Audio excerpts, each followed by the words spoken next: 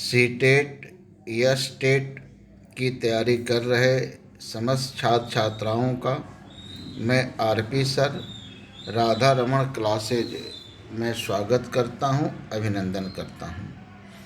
प्रिय छात्रों, पूर्व की वीडियो में हम लोग भाषा की उत्पत्ति कैसे हुई, भाषा का स्वरूप क्या है, भाषा के आधार क्या हैं, भाषा के भेद क्या हैं, इन बिंदुओं पर चर्चा किए थे। आज हम लोग भाषा का महत्व क्या होता है और भाषा की विशेषता क्या होती है, इन बिंदुओं पर चर्चा करेंगे।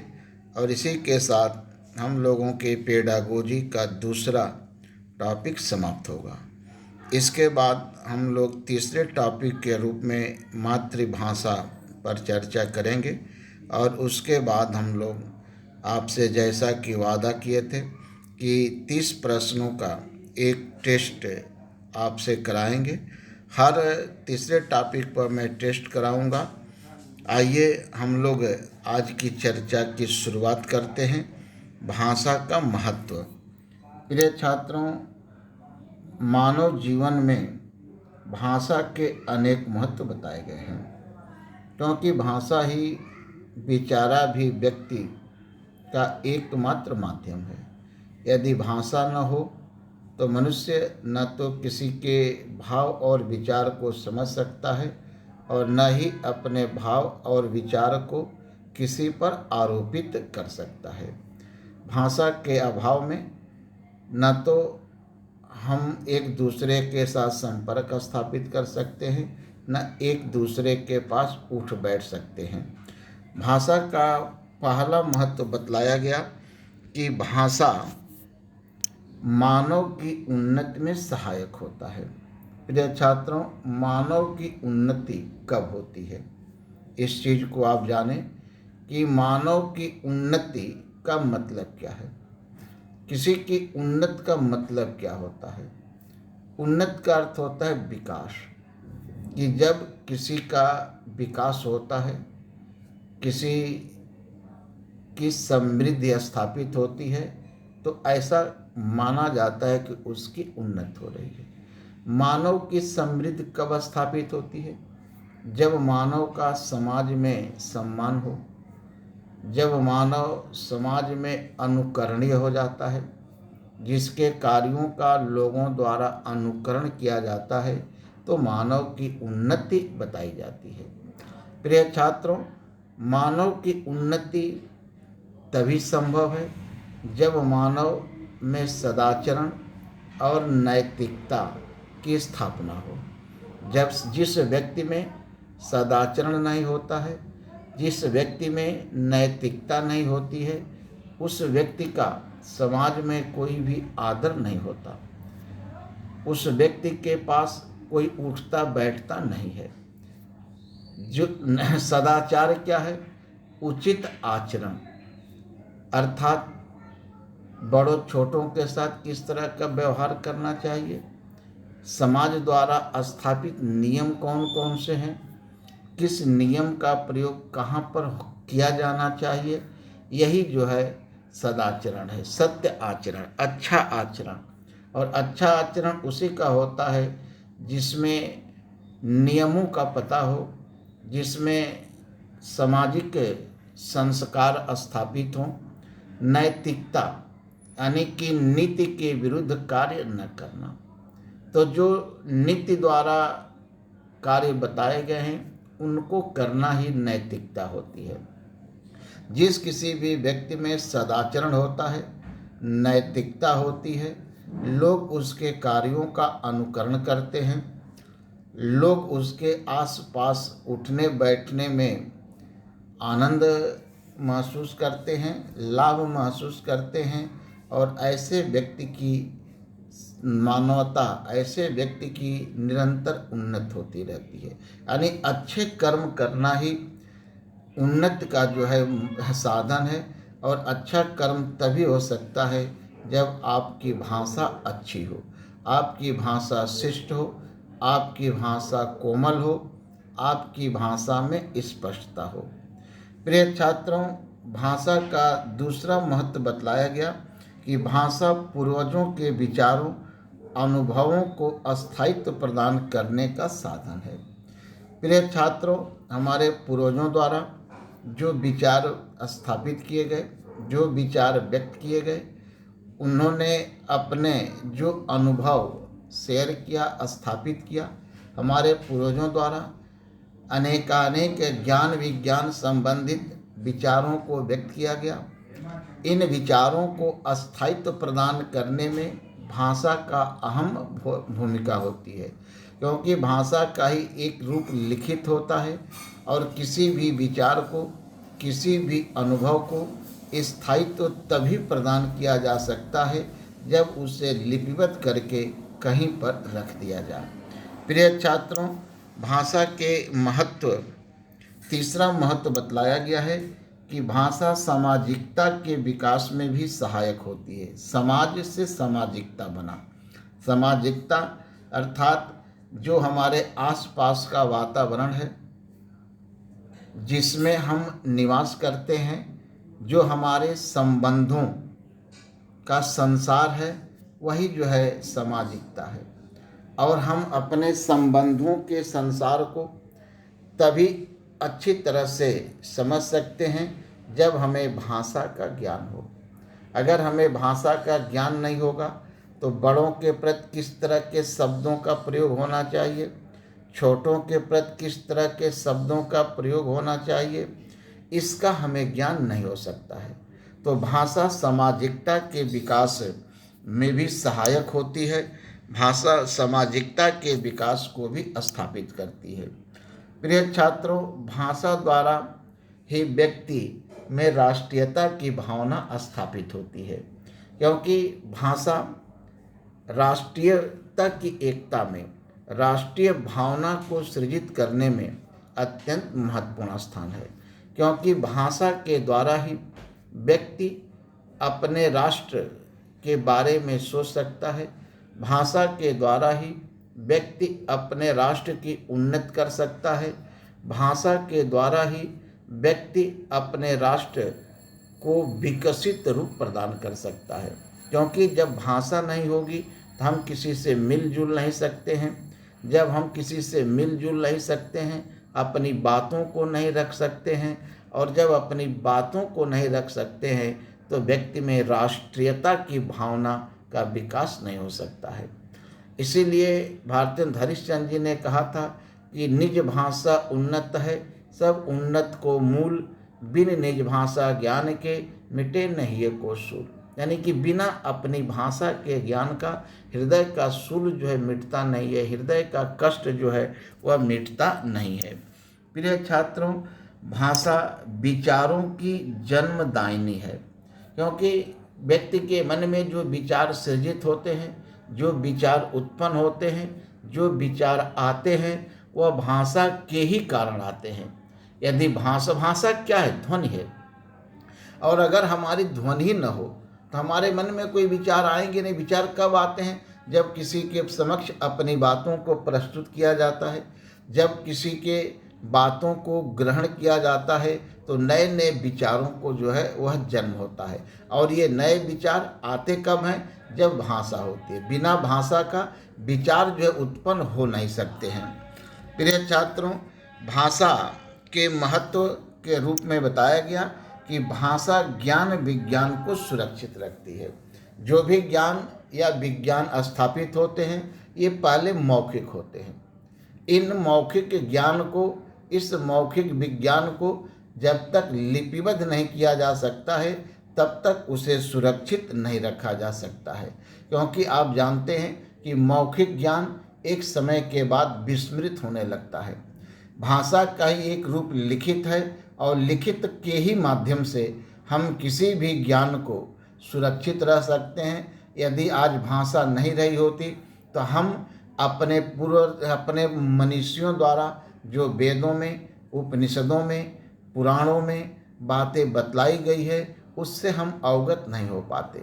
और जब उनसे हम अवगत नहीं हो पाते तो हमारी न तो उन्नति होती, न तो हमारा विकास होता।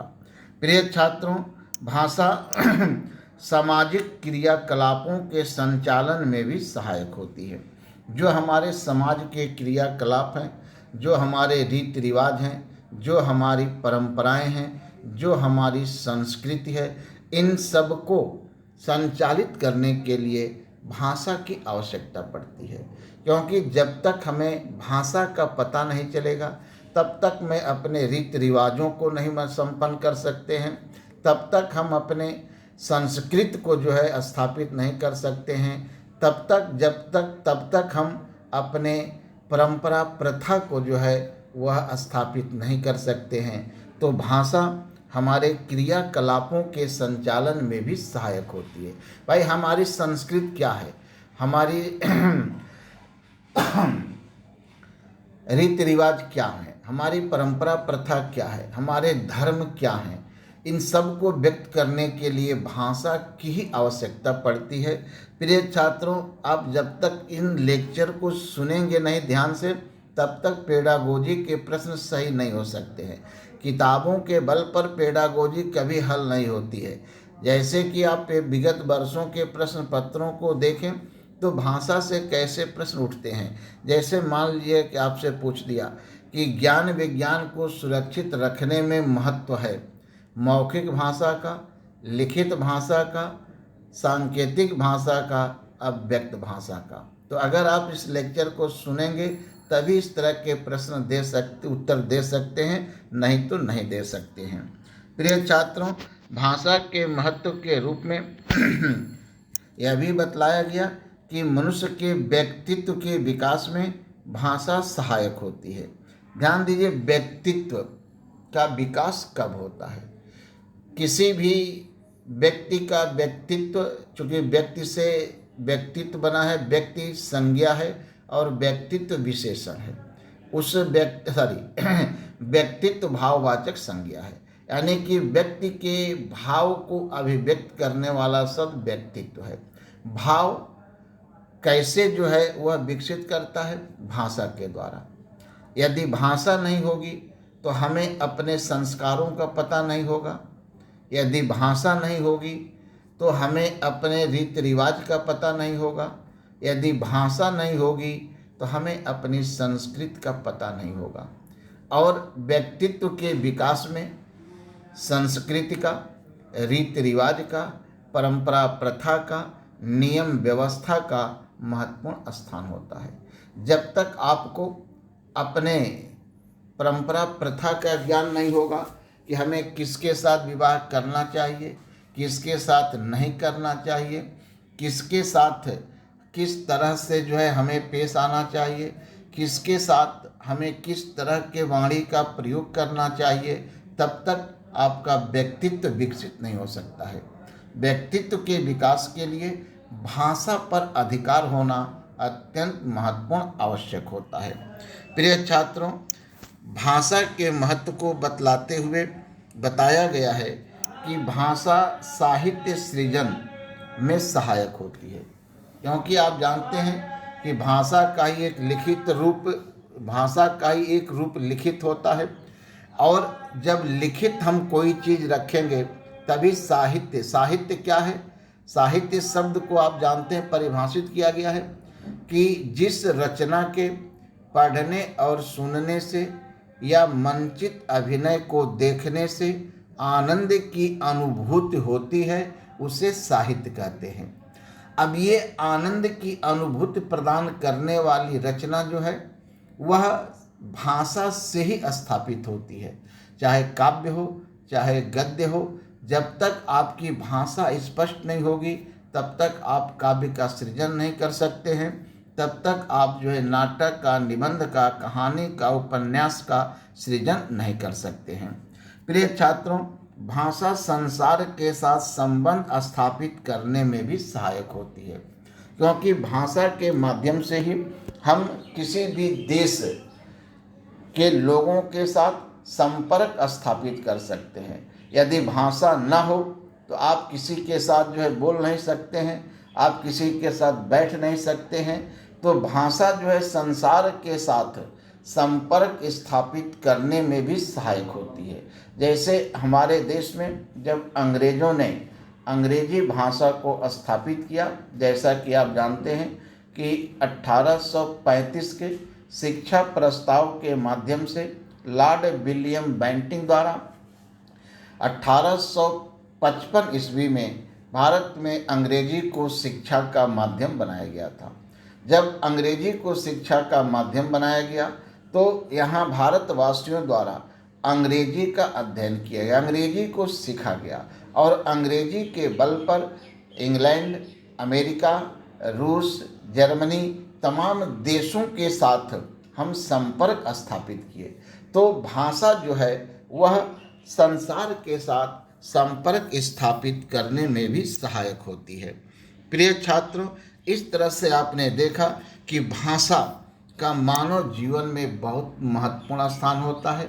भाषा का एक अत्यंत महत्वपूर्ण स्थान यह भी होता है कि भाषा एकता की स्थापना में भी सहायक होती है। क्योंकि एकता कब होती है?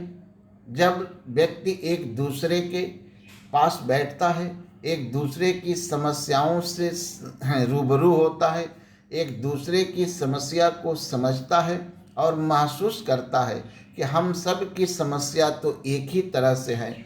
इन समस्याओं के समाधान का एक साथ प्रयास करता है और जब एक साथ समस्याओं के समाधान का प्रयास करता है तो उसमें एकता का बोध होता है, एकता की भावना स्थापित होती है। प्रिय छात्रों, भाषा की विशेषता बतलाते हुए साहित्यकारों द्वारा कहा गया है कि भाषा प्रतीकात्मक होती है। ये भाषा का स्वरूप है कि भाषा जो है वह प्रतीकात्मक होती है, यानी प्रतीकों के माध्यम से भाषा को व्यक्त किया जाता है।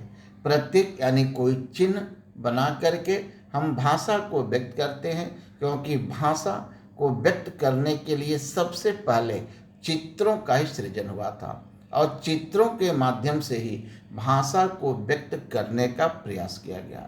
इसलिए भाषा जो है वह प्रतीकात्मक होती है। भाषा की दूसरी विशेषता बतलाई गई कि भाषा परिवर्तनशील होती है। यानी भाषा जो है वाणी, भाषा का मतलब वाणी। आप सीटेट में देखेंगे तो यहाँ से प्रश्न पूछा गया था कि वाणी के संबंध में कौन से कथन सत्य नहीं है। तो वाणी जो है वो परिवर्तनशील होती है। थोड़े थोड़े दूर पर वाणी जो है, भाषा जो है वह बदलती जाती है। इसीलिए हमारे पूर्वजों ने कहा है कि कोस कोस पर पानी बदले, सवा कोस पर बानी। तो बानी जो है बदलती जाती है। इसीलिए आप देखते हैं कि उत्तर प्रदेश में हर क्षेत्र में थोड़े थोड़े दूर पर बोलियां बदल जाती है, ध्वनियां बदल जाती हैं। कहीं अवधी बोली जाती है, कहीं भोजपुरी बोली जाती है, कहीं जो है ब्रज बोली जाती है, कहीं बुंदेली बोली जाती है। क्योंकि ये बदल जाती है, हमेशा भाषाएं जो है वह बदलती रहती है। तो भाषा जो है परिवर्तनशील होती है। प्रिय छात्रों, भाषा की क्षेत्रीय सीमा होती है। भाषा व्यापक रूप को प्राप्त नहीं करती है, यह एक क्षेत्र विशेष में ही सिमट करके रह जाती है और क्षेत्र बदलते ही भाषा का स्वरूप भी बदलने लगता है, ध्वनियाँ भी बदलने लगती है। इसलिए भाषा की क्षेत्र जो है वह सीमित होता है। प्रिय छात्रों, भाषा की विशेषता बतलाते हुए कहा गया कि भाषा सरलता एवं प्रौढ़ता की दिशा में सतत निरंतर गतिशील होती है। क्योंकि जब जब मनुष्य को किसी भी ध्वनि के उच्चारण में कठिनाई होती है तो वह अपनी सुविधानुसार नई नई ध्वनियों को सृजित कर लेता है। क्योंकि भाषा इतनी सरल होती है, भाषा ध्वनि है और ध्वनि इतनी सरल होती है कि मनुष्य अपनी सुविधा के अनुसार नित्य निरंतर नई ध्वनियों को जो है परिवर्तित करता रहता है, नई नई ध्वनियाँ बनाता रहता है। और जब नई ध्वनियाँ बनती हैं तो वह धीरे धीरे अपने प्रौढ़ रूप को प्राप्त करती है। तो भाषा की एक विशेषता यह भी बतलाई गई कि भाषा सरलतम होती है और प्रौढ़ता की दिशा में निरंतर गतिशील होती है। प्रिय छात्रों, भाषा की एक विशेषता यह भी बतलाई गई कि समाज के सांस्कृतिक विकास एवं पतन के साथ साथ भाषा का विकास एवं पतन भी जुड़ा रहता है। अर्थात जब हमारी सांस्कृतिक विकास होता है तो भाषा विकसित होती है, क्योंकि संस्कृत के साथ भाषा का अभिन्न लगाव होता है। जैसी हमारी संस्कृत होती है वैसे ही हमारी भाषा होती है। संस्कृत का मतलब हमारे आचार विचार, हमारे रहन सहन, हमारे हाव भाव, ये हमारी संस्कृत होती है कि हमारे आचार विचार कैसे हैं, हमारे हाव भाव कैसे हैं, हमारे रहन सहन कैसे हैं। और जब इसका विकास होगा तो इसके साथ साथ भाषा का भी विकास होगा। जब हमारी संस्कृत का पतन होता है तो भाषा का भी पतन होता है। अगर आज देखें तो हमारी संस्कृत पतन के पथ पर अग्रसर हो रही है, इसीलिए भाषा का भी पतन हो रहा है। आप ऐसे ऐसे शब्दों का प्रयोग करते हैं जो सुनने में ही जो है वह बड़े बेतुके बेढंगे लगते हैं। तो भाषा का विकास, भाषा का पतन, ये जो है सांस्कृतिक विकास और पतन के साथ जुड़ा हुआ है। तो प्रिय छात्रों, ये जो है भाषा की उन विशेषता और भाषा का महत्व था। अगर आपको वीडियो अच्छी लगती है तो मेरे भाई इसको एक लाइक बनता है, ना लगती हो कोई बात नहीं है। अगर आपको अच्छी लगती है तो लाइक कर दें, अच्छी लगती है तो शेयर करें। आपको लगता है कि ये फालतू की सामग्री है तो आप लाइक ना करें, शेयर ना करें। 2 दिन 4 दिन 5 दिन देखा जाएगा, अगर आपको पसंद नहीं आएगी तो कार्यक्रम बंद कर दिया जाएगा। तो अगर आपको अच्छा लगता है तो आप शेयर करें, इसे लाइक करें, वीडियो को चैनल को भी सब्सक्राइब करें। तो प्रिय छात्रों, आज की क्लास यहीं पर समाप्त होती है। आप सभी को धन्यवाद। आप जहाँ रहें सुरक्षित रहें, मेहनत करें, अपने लक्ष्य को प्राप्त करें, यही हमारी कामना है।